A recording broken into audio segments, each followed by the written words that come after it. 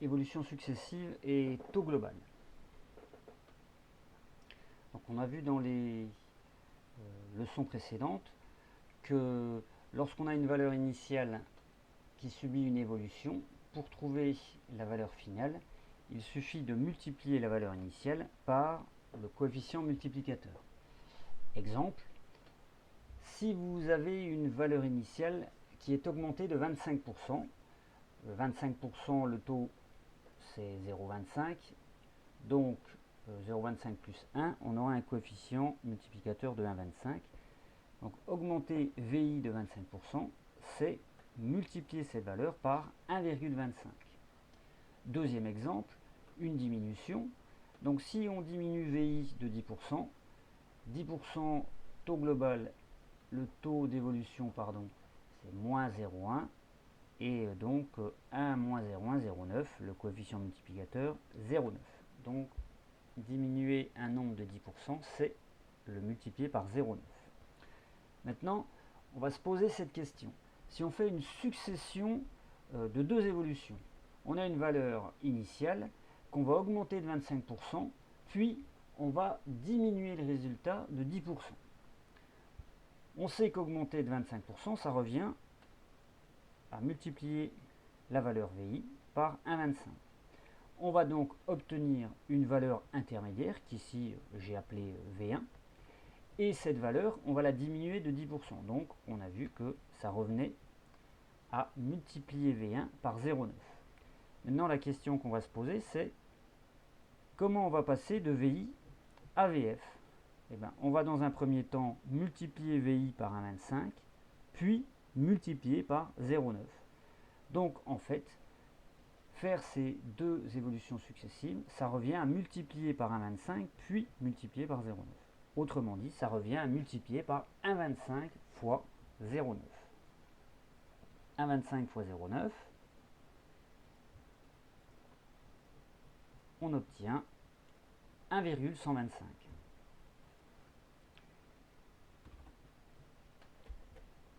Donc, augmenter de 25%, puis diminuer de 10%, ça revient à multiplier la valeur initiale par 1,125. Or, on sait depuis la leçon précédente que multiplier une valeur par 1,125, ça veut dire que le coefficient multiplicateur de l'évolution est de 1,125. On en déduit donc, connaissant le coefficient multiplicateur, le taux d'évolution 1,125 moins 1 égale 0,125, ce qui correspond à un taux de plus 12,5%.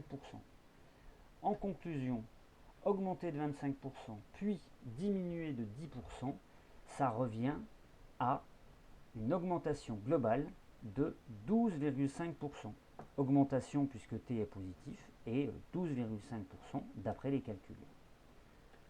On dit que le taux global qui correspond à la succession des deux évolutions plus 25% et moins 10% est de 12,5%. On remarque que augmenter de 25% et diminuer de 10% ne revient absolument pas à faire une augmentation de 15% comme certains élèves ont tendance à le croire en début de cours. Donc quand vous avez une succession d'évolutions, l'erreur à ne surtout pas commettre, c'est de ajouter les différents taux d'évolution. Vous tomberez obligatoirement sur un résultat qui est faux. Donc voici une première application du coefficient multiplicateur où on voit qu'on ne peut pas faire autrement que d'utiliser cette donnée qu'on a vue précédemment dans le cours. Je vais refaire un exercice tel que celui que je viens de faire avant de vous donner la méthode à suivre. Donc exercice 1, on va vous demander de calculer le taux global qui correspond à deux évolutions. La première, c'est une augmentation de 10% et la deuxième, c'est une baisse de 25%. J'ai fait le même exercice, j'ai simplement inversé l'augmentation et la diminution. Donc, première évolution, c'est une augmentation de 10%. Je cherche le coefficient multiplicateur qui correspond, c'est C1 égale 1,1. Deuxième évolution, c'est une baisse de 25%. Je cherche le coefficient que je vais appeler C2 qui correspond à une baisse de 25%. Donc baisse de 25%, T égale moins 0,25 et 1 moins 0,25, c'est 0,75. Donc, mes deux coefficients sont 1,1 et 0,75. Je vais les multiplier ensemble. Donc, je vous fais grâce de la calculatrice. On trouve 0,825. Attention, certains élèves s'arrêtent ici et disent ils considèrent que c'est le taux global. Non, attention, ici 0,825 c'est le coefficient multiplicateur global. N'oubliez pas de le transformer en taux. Donc le coefficient multiplicateur global 0,825, je dois soustraire 1 pour avoir le taux global. Et on obtient moins 0,175 sous sa forme décimale, ce qui correspond à moins 17,5%. Oralement, une augmentation de 10% suivie d'une baisse de 25% correspond à une diminution globale de 17,5%. Je vous donne donc la méthode à suivre pour traiter ce genre d'exercice. Donc méthode, trouver le taux global d'une succession d'évolutions. La première chose à faire, c'est de déterminer tous les coefficients multiplicateurs des différentes évolutions qui vous sont données. Donc ici, il y en avait deux. C1 c'était 1,1, C2 c'était 0,75 de mémoire. Ensuite, deuxième étape, on va multiplier tous les coefficients multiplicateurs qu'on aura trouvés. Donc dans les deux exemples que je vous ai donnés dans ce cours, chaque fois je vous donnais deux évolutions. Bien sûr, cette méthode marche si vous avez 3 évolutions, 4, 5 et bien plus. Donc deuxième étape, on va calculer le coefficient multiplicateur global en multipliant tous les coefficients qu'on aura trouvés. Et ensuite, connaissant le coefficient multiplicateur global, on en déduit le taux global en faisant une soustraction par 1.